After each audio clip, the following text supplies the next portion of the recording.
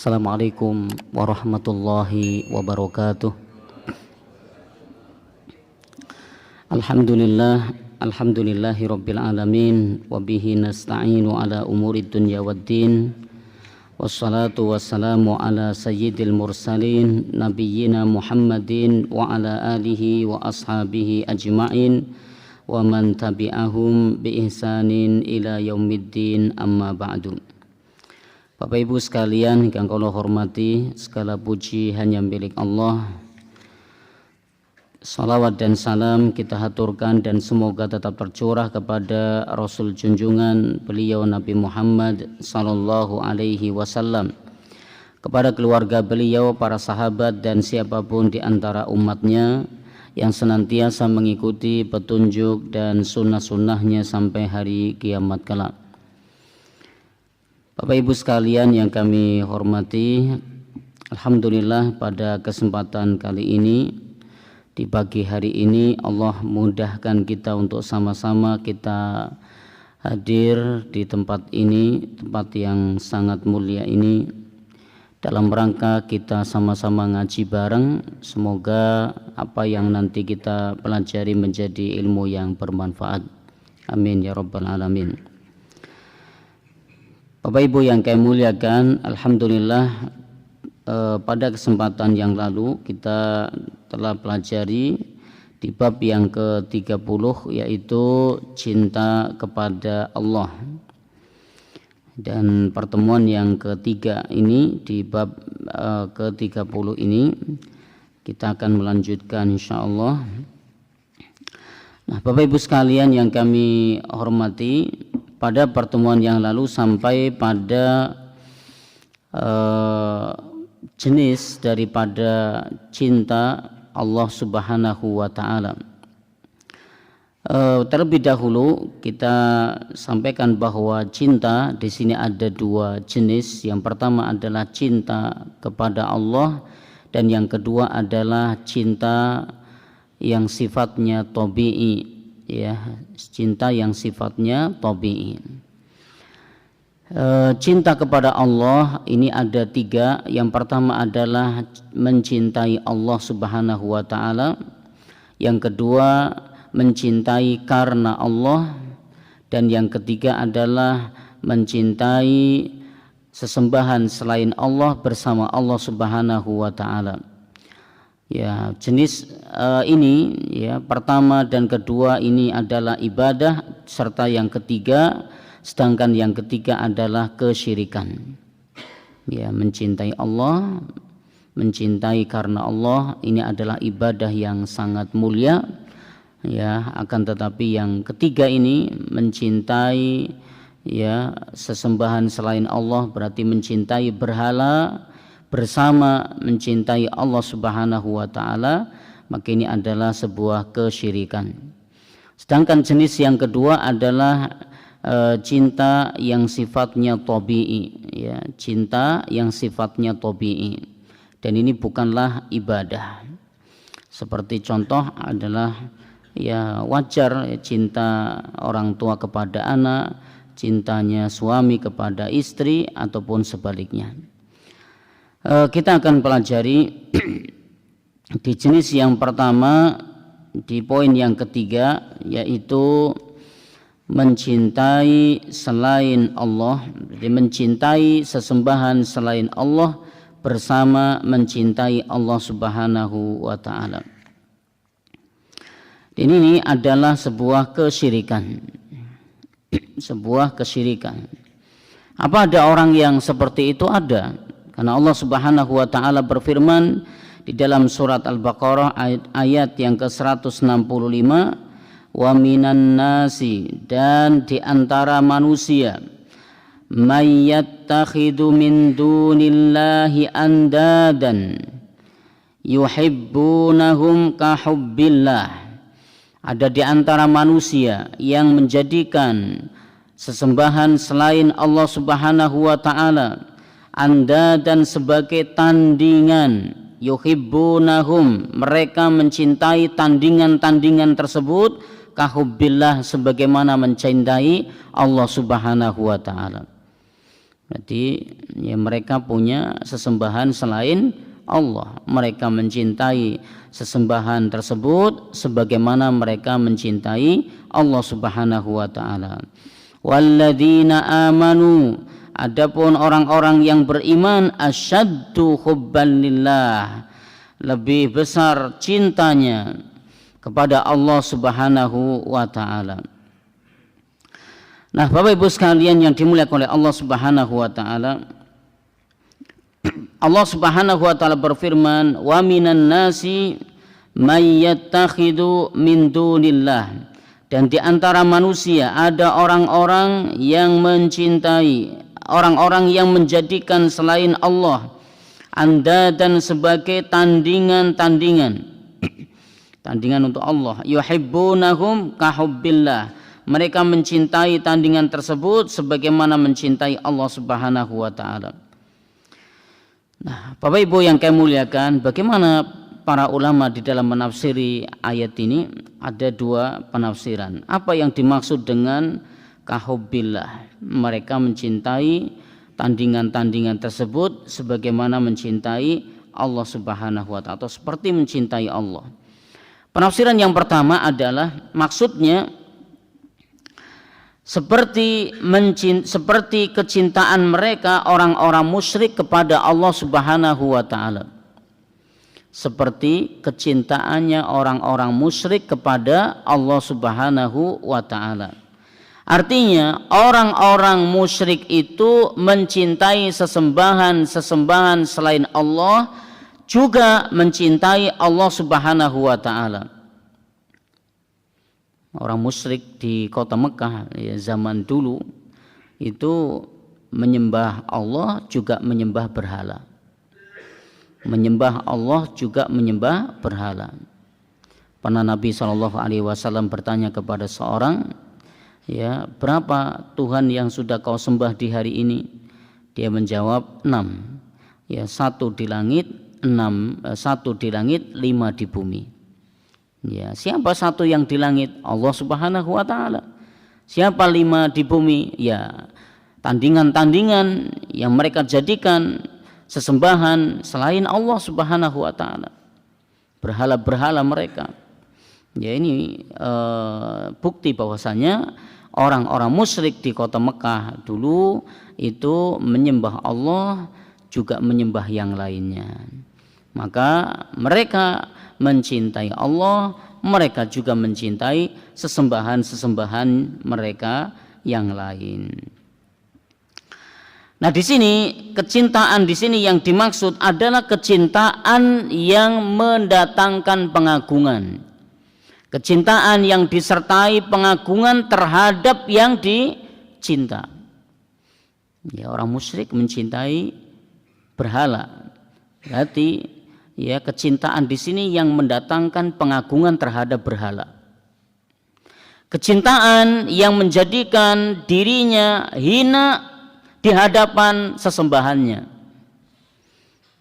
Dia mencintai berhalanya, dia merasa ya dirinya itu hina, ya tunduk, ya patuh kepada yang dicintainya, yang disembahnya.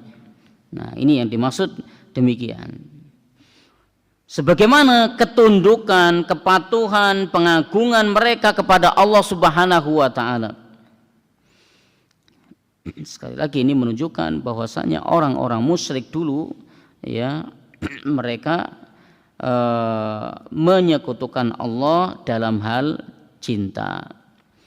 Mereka mencintai Allah namun juga mencintai berhala-berhala mereka, sesembahan-sesembahan mereka. Ya. Antara kecintaannya terhadap Allah dengan kecintaannya terhadap berhala mereka sama. Maka Allah Subhanahu wa taala mengatakan, wa minan nasi may yattakhidhu min dunillahi andada yuhibbunahum kahubbillah. Di antara manusia ada orang-orang yang menjadikan selain Allah sebagai sesembahan-sesembahan, tandingan-tandingan untuk Allah. Yuhibbunahum, mereka mencintai sesembahan tersebut kahubbillah, seperti cintanya mereka kepada Allah. Berarti sebanding. Mereka mencintai Allah sekian, mereka mencintai berhala sekian. Ini penafsiran yang pertama. Penafsiran yang kedua, kahubbillah, seperti cintanya mereka kepada Allah. Apa maksudnya? Maksudnya adalah seperti cintanya orang-orang yang beriman kepada Allah Subhanahu wa ta'ala. Seperti cintanya orang-orang yang beriman kepada Allah Subhanahu wa ta'ala. Berarti di penafsiran yang kedua ini menunjukkan orang musyrik itu tidak cinta sama Allah. Orang musyrik di kota Mekah dulu tidak mencintai Allah Subhanahu wa ta'ala. Mereka hanya mencintai sesembahan-sesembahan mereka, pengagungan berhala-berhala mereka atau wali-wali mereka. Inilah yang mereka cintai. Nah, mereka orang-orang musyrik mencintai berhalanya, mencintai wali-walinya, mencintai sesembahan-sesembahannya seperti cintanya orang-orang yang beriman kepada Allah Subhanahu wa ta'ala. Yuhibbunahum kahubbillah. Orang-orang musyrik mencintai sesembahan-sembahan mereka seperti orang-orang yang beriman mencintai Allah Subhanahu wa ta'ala. Wallahu a'lam mana di antara dua pendapat ini yang lebih kuat, tapi kalau dilihat dari sisi pendapat dan pendalilannya, yang lebih kuat adalah pendapat yang pertama. Ya, pendapat yang pertama bahwasanya orang-orang musyrik mereka cinta kepada Allah tapi juga mencintai sesembahan-sesembahan mereka yang lain. Ya, dan ini sama. Artinya mencintai Allah sekian, mencintai berhala mereka sekian. Ini dikuatkan oleh firman Allah Subhanahu wa ta'ala kalimat berikutnya, yang mana Allah berfirman walladzina amanu, dan adapun orang-orang yang beriman, asyaddu hubban lillah. Ya, asyaddu hubban lillah, sangat besar, sangat berat cintanya kepada Allah Subhanahu wa ta'ala. Ya, berarti menunjukkan bahwasanya ya cintanya orang musyrik kepada Allah itu hanya sekian, sedangkan kalau orang-orang yang beriman yang murni imannya, maka cintanya kepada Allah dengan kecintaan yang sangat besar. Bapak Ibu sekalian yang dimuliakan oleh Allah Subhanahu wa ta'ala, orang-orang musyrik mencintai Allah juga cinta mereka terhadap sesembahan-sesembahan mereka. Ini ya sebagaimana orang-orang musyrik nantinya pada saat dipertemukan dengan sesembahan-sesembahan mereka di akhirat nanti. Di akhirat nanti orang-orang musyrik akan dipertemukan dengan apa yang mereka sembah di bumi, ya, yaitu berhala-berhala mereka. Maka mereka akan berkata, tallahi, demi Allah, in kunna lafi dhalalim mubin, sesungguhnya kami dahulu dalam keadaan kesesatan yang nyata. Idnusawwikum birabbil alamin, karena sebabnya kami mempersamakan kamu berhala-berhala ini dengan Tuhan seluruh alam. Jadi akhirat baru sadar. Ya, di akhirat baru sadar. Jadi menyekutukan Allah Subhanahu wa ta'ala. Mereka sadar kalau berada dalam kesesatan yang jelas, yang nyata, di mana menyamakan ya Allah dengan sesembahan-sesembahan mereka di dunia. Ini baru sadar. Ini Allah sebutkan di dalam surat Asy-Syu'ara ayat yang ke-97 hingga 98. Berarti mereka menyamakan ya antara cinta kepada Allah dengan cinta kepada sesembahan-sesembahan mereka. Bukan di dalam hal rububiyah, tapi dalam hal cinta. Ya, bukan dalam hal rububiyah, akan tetapi dalam hal cinta. Kalau rububiyah ini maksudnya adalah pencipta, pemilik dan pengatur alam semesta. Mereka menyekutukan Allah dalam hal cinta, menyamakan dengan sembahan mereka, antara Allah dengan sembahan mereka dalam hal cinta. Bapak Ibu sekalian yang dimuliakan oleh Allah Subhanahu wa taala, di antara bukti kalau mereka itu dulu cinta juga kepada Allah, di samping cinta mereka kepada berhala-berhala mereka adalah buktinya mereka haji. Orang-orang musyrik dulu haji. Ya. Orang-orang musyrik dulu tawaf, orang-orang musyrik dulu sa'i. Ini kan bukti bahwasanya mereka berhaji, mereka tawaf di Ka'bah, mereka berlama berdiam di Masjidil Haram, tapi mereka menyekutukan Allah Subhanahu wa taala. Ini bukti kalau mereka sejatinya cinta kepada Allah, namun sayangnya menjadikan cintanya juga kepada sesembahan-sembahan selain Allah Subhanahu wa taala. Nah, inilah poin yang ketiga, cinta mencintai sesembahan, tandingan-tandingan seperti mencintai Allah Subhanahu wa taala. Ini adalah kesyirikan yang besar. Berikutnya adalah jenis yang kedua. Jenis cinta yang kedua adalah al-mahabbatu at-tabi'iyah, yaitu cinta yang sifatnya tabi'i. Tabi'i itu artinya orang kita membahasakan dengan tabiat. Ya memang sudah tabiatnya manusia. Memang sudah tabiatnya manusia mencintai sesuatu. Apa contohnya? Ini persis seperti contohnya, ini misalnya adalah contohnya cintanya orang tua kepada anak, cintanya istri kepada suami, cintanya suami kepada istri, cintanya anak kepada orang tua, atau cintanya seseorang pada makanan tertentu, minuman tertentu, kesukaan. Nah, inilah yang disebut dengan cinta tabi'i atau cinta tabiat. Dan ini diperbolehkan. Ini diperbolehkan karena sudah tabiatnya manusia. Asalkan cintanya itu tidak berlebihan. Selama cinta tabiat itu tidak berlebihan, maka hukumnya boleh. Contoh adalah cintanya seorang istri kepada suaminya. Cintanya seorang istri kepada suaminya boleh-boleh saja. Ini sebuah tabiat. Sebuah tabiat. Tapi nggak boleh cintanya sampai berlebihan. Contoh cinta berlebihan misalnya, saking cintanya apapun yang dikatakan suaminya itu ditaati meskipun itu melanggar syariat Allah. Ada faliyadzubillah, misalnya suami yang nggak seneng kalau istrinya itu menutup aurat. Dia lebih seneng kalau istrinya keluar rumah membuka jilbabnya. Akhirnya karena saking cintanya istri itu kepada suaminya, istrinya nurut, keluar rumah nggak pakai jilbab, nggak menutup aurat. Maka ini cinta yang berlebihan. Cinta yang berlebihan, maka hukumnya tidak boleh. Hukumnya nggak boleh. Ada lagi contohnya misalnya, misalnya cintanya suami kepada istrinya, cintanya suami istri kepada istrinya. Ini tabiat boleh, tapi kalau sampai berlebihan nggak boleh.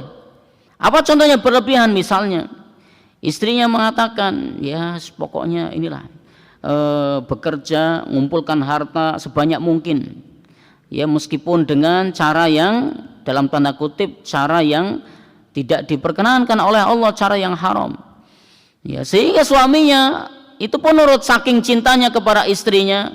Istrinya pengen punya harta sekian, pengen punya perhiasan sekian, pokoknya gimana caranya yang penting dapat uang. Akhirnya sampai suaminya melakukan perbuatan yang melanggar syariat, mengambil hak orang lain.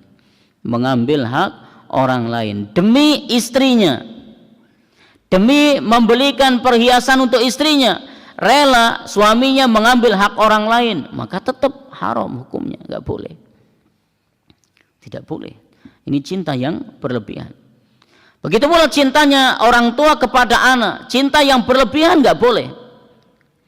waktu subuh tiba, ya anaknya sudah balik, ya ketika dibangunkan anaknya beralasan capek mah, ya capek pak, ya karena melihat anaknya menjawab capek, akhirnya ada rasa kasihan pada diri orang tua, akhirnya nggak dibangunkan. Kira-kira apakah ini cinta tabi'i yang masih diperbolehkan? Enggak, ini cinta yang berlebihan, nggak boleh. Tetap mau nggak mau dibangunkan, ini kewajiban seorang muslim. Dia sudah balik, anak kita sudah balik.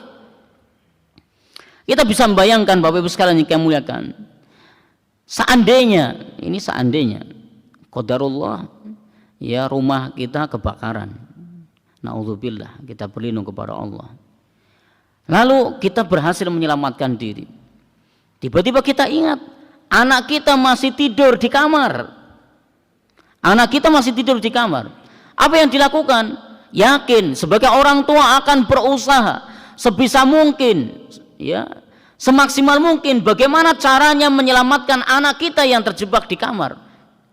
Meskipun diseret paksa, meskipun dibangunkan paksa sampai mungkin tergores, ya kebentur dinding, kena ini kena itu, berdarah, nggak masalah, yang penting selamat. Saya yakin orang tua akan berusaha demikian. Yang penting selamat, yang penting anak saya nggak kebakar. Nah bayangkan, ini api dunia yang akan bakar, kita rela, gimana caranya, yang penting anak kita selamat. Nah kalau kita tidak membangunkan untuk subuh, sedangkan dia sudah kena kewajiban, sudah balik, ini bukan lagi api dunia yang membakar, ini api neraka yang akan membakar. Logikanya kita lebih kasihan yang mana? Tentu kita akan mengatakan ya lebih ini, yang kedua lebih kita kasihan. Bukan api dunia yang bakar, tapi ini api neraka yang bakar, yang dikatakan 70:1, ya bari satu api neraka, 70 api dunia. Nah, ini gambarannya Bapak Ibu sekalian yang kami muliakan. Ya, maka kalau ada seorang ibu, seorang ayah, ya tidak berani membangunkan anaknya untuk sholat subuh atas dasar cinta tabi'i, maka ini cinta tabi'i yang berlebihan, cinta tabiat yang tidak boleh. Mau nggak mau harus dibangunkan. Nah, maka kembali pada ini, jenis yang kedua, cinta yang merupakan tabiatnya manusia. Hukumnya boleh asalkan tidak berlebihan. Ini contoh berlebihan adalah tadi. Bapak Ibu sekalian yang kami muliakan, cinta tabiat itu tidak mendapatkan pahala, karena nama juga cinta yang merupakan tabiat. Cintanya seorang suami kepada istrinya, cintanya orang tua kepada anak, cintanya anak kepada orang tua, cintanya seseorang kepada saudara kandungnya, kepada kerabatnya, ini cinta yang tabi'i, cinta yang tabiatnya manusia. Dan itu tidak berpahala. Apakah ada celah cinta tabiat itu bisa berpahala? Ada. Manakala disertai dengan cinta karena Allah Subhanahu wa taala. Cinta tabiat itu bisa berpahala manakala disertai dengan cinta karena Allah.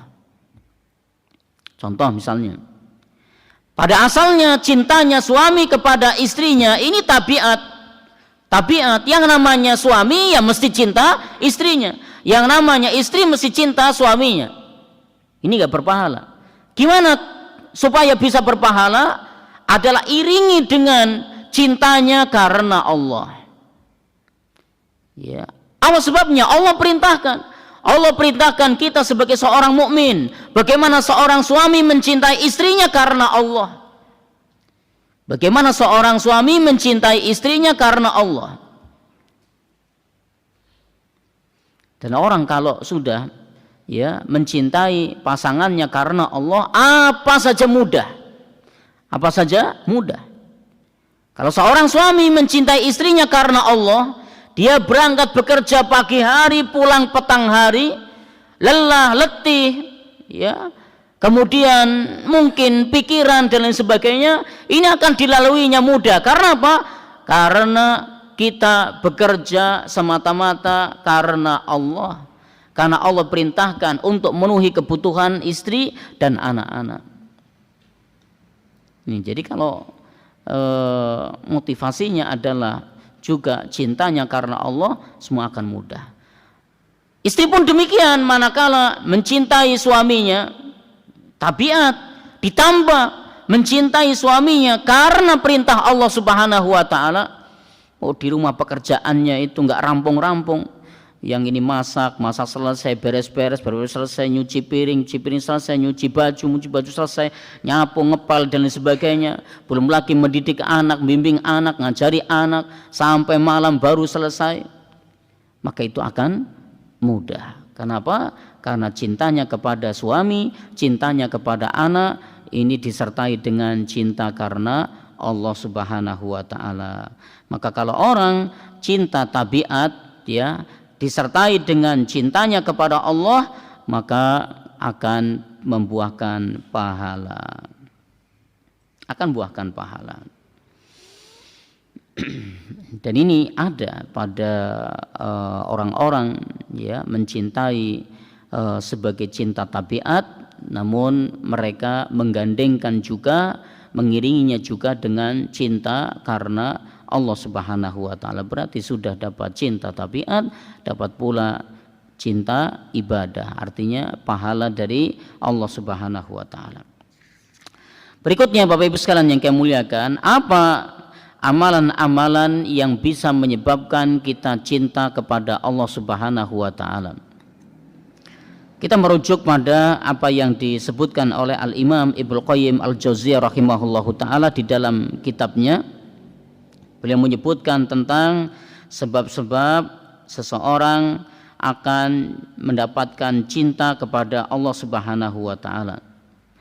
Di materi yang lalu kita telah bahas adanya doa dari Nabi SAW untuk kita juga berdoa dengan doa tersebut. Allahumma inni as'aluka hubbaka, ya Allah sesungguhnya aku mohon kepadamu cintamu, wa hubba man yuhibbuka, dan cinta orang-orang yang mencintaimu, wa hubba kulla amalin yuqarribuni ila hubbik, dan mencintai amalan-amalan yang bisa mendekatkanku kepada cinta kepadamu. Maka inilah Al-Imam Ibnu Qayyim Al-Jauziyah rahimahullahu taala memberikan, ya, ada 10 amalan yang bisa menjadikan sebab seseorang cinta kepada Allah Subhanahu wa taala.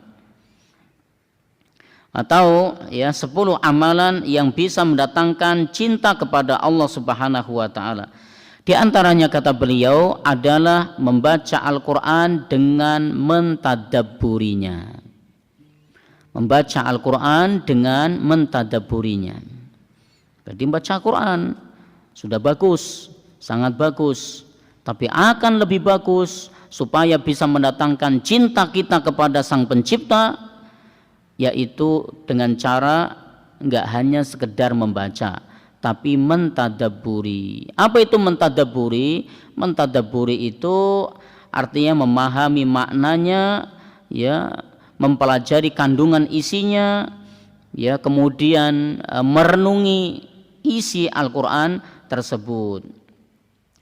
Al-Imam Ibnu Qayyim Al-Jauziyah rahimahullahu taala boleh mengatakan, ahaduha, yang pertama dari 10 cara, dari 10 amalan tersebut adalah qiraatul Qur'ani bitadabburi, membaca Al-Qur'an dengan tadabbur, wattafahumi, dengan memahami, lima'anihi, makna-maknanya, kandungan isinya, wa ma urida bihi, apa yang dimaksud, apa yang diinginkan dalam ayat tersebut. Katadabburil kitabi, seperti seseorang mentadabburi buku, ya, karangan, alladzi yahfaduhu al-abdu, yang dia hafal, ya, wa yashrahuhu, dan penjelasan-penjelasannya memahami, ya, liyatafahama murada sahibihi minhu, ya, dengan maksud apa? Dia dengan memahami buku karangan tersebut, dia membacanya, ya, maksudnya adalah dia dapat memahami maksud si pengarang tersebut apa dari ya kalimat tersebut. Bapak Ibu yang kami muliakan, kita tidak bisa memungkiri banyak di antara manusia kaum muslimin membaca Al-Quran sekedar membaca lafadznya saja. Ya, dengan target satu hari pokoknya saya harus membaca 1 juz, satu hari saya membaca setengah juz, satu hari saya membaca sekian lembar dari Al-Quran tiap hari dengan target. Ya, namun sangat sedikit yang mereka menargetkan baca Al-Quran plus mentadabburinya. Sangat sedikit di antara kaum muslimin yang menargetkan untuk dirinya membaca Al-Quran plus memahami maknanya, kandungannya, isinya, apa maksud daripada ayat ini. Ini tidak bisa dipungkiri. Padahal dengan mentadabburinya itu justru yang akan mendatangkan cinta kita kepada Allah Subhanahu wa taala.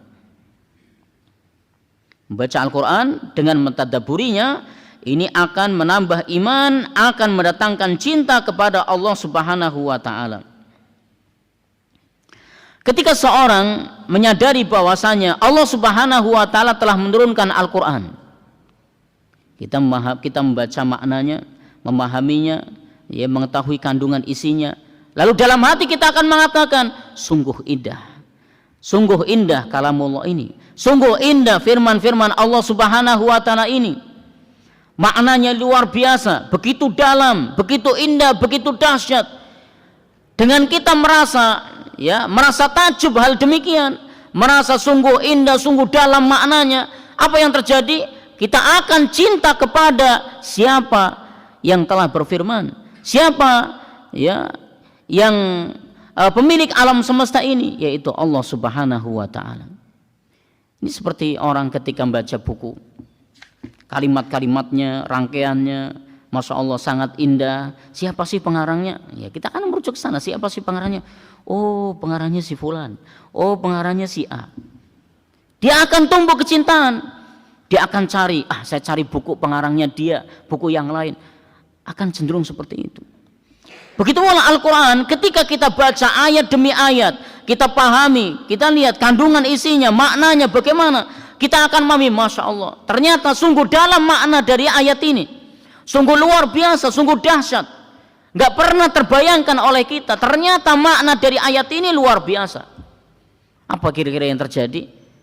Kita akan merujuk, subhanallah, Allah Subhanahu wa ta'ala luar biasa.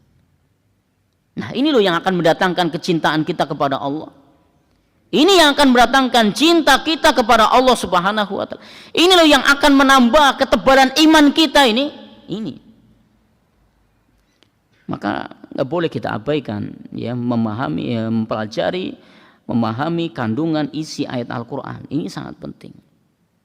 Ini sekarang seandainya seseorang membaca Al-Qur'an 1 hari setengah juz atau 1 juz lah, tapi hanya lafaz-lafaznya saja, ya, dibandingkan dengan dia membaca Al-Quran atau mempelajari Al-Quran, dia 1 lembar, namun dia iringi dengan isinya, dia baca, dia pelajari kandungannya, dia pahami, dia tadabburi, dia renungi. Mana kira-kira yang lebih baik? Membaca 1 juz hanya lafaz-lafaznya, dengan ini baca mungkin 1 lembar, 2 lembar, tapi disertai dengan mentadabburinya. Kira-kira lebih bagus yang mana, Bapak Ibu? Yang kedua yang lebih bagus. Ya, kenapa? Karena yang dengan membaca hanya lafadznya kita baca, ya memang kita bisa mendapatkan pahala banyak. Per hurufnya kita mendapatkan. Namun kita tidak bisa, ya, sulit untuk mendatangkan cinta kita kepada Allah Subhanahu wa taala. Ya. Tapi kalau kita mempelajari ini ayat-ayat, kita baca, kemudian kita pelajari kandungan isinya, ini loh yang akan menebalkan iman. Ketika kita makmum dalam sholat jamaah, imam membaca ayat, ya, surat dalam Al-Quran, lalu kita sudah pernah mempelajarinya, apa kira-kira yang terjadi? Kita akan ikut merenungi. Beda, lain halnya kalau imam membaca ayat, ya surat dalam Al-Quran, sementara kita tidak tahu artinya. Apa yang terjadi? Sulit kita untuk bisa merenunginya.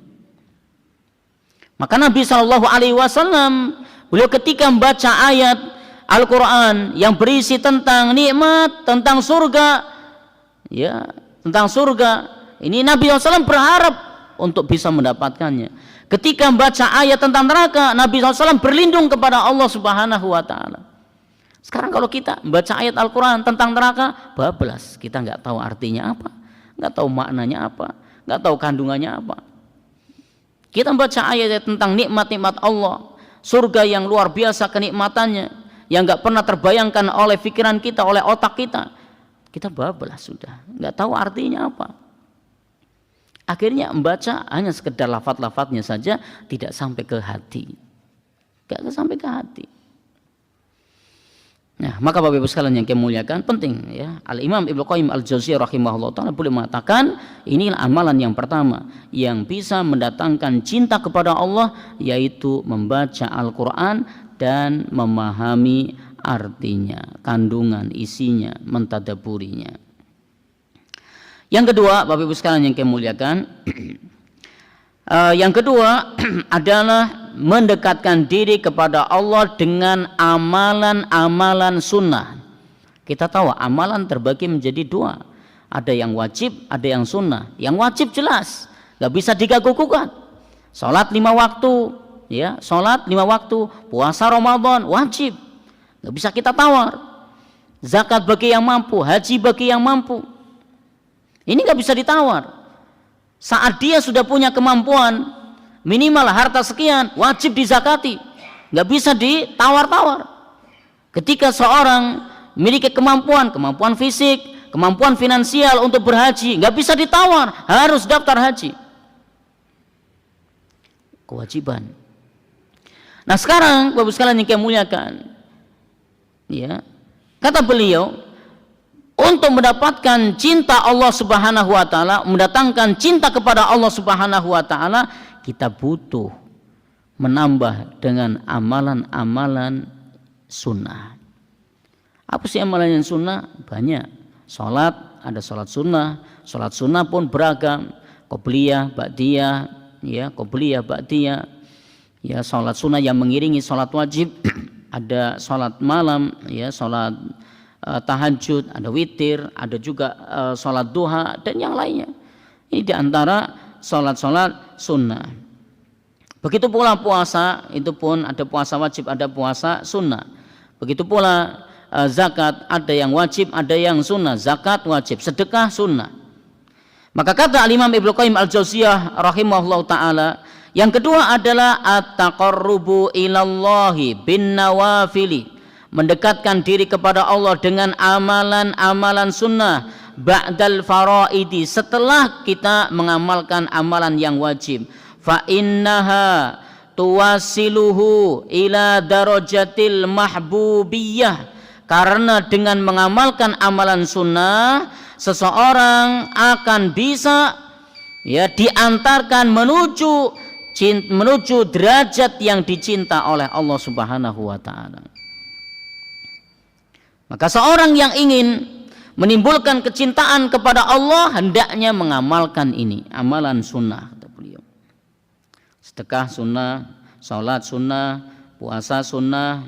Karena Allah Subhanahu wa Ta'ala berfirman di dalam hadis qudsi, wa ma yazalu abdi, dan tidaklah hambaku yataqarrabu ilayya, terus menerus mendekatkan kepadaku, bin nawafili, dengan amalan-amalan sunnah, hatta uhibbahu, sampai aku mencintai orang tersebut.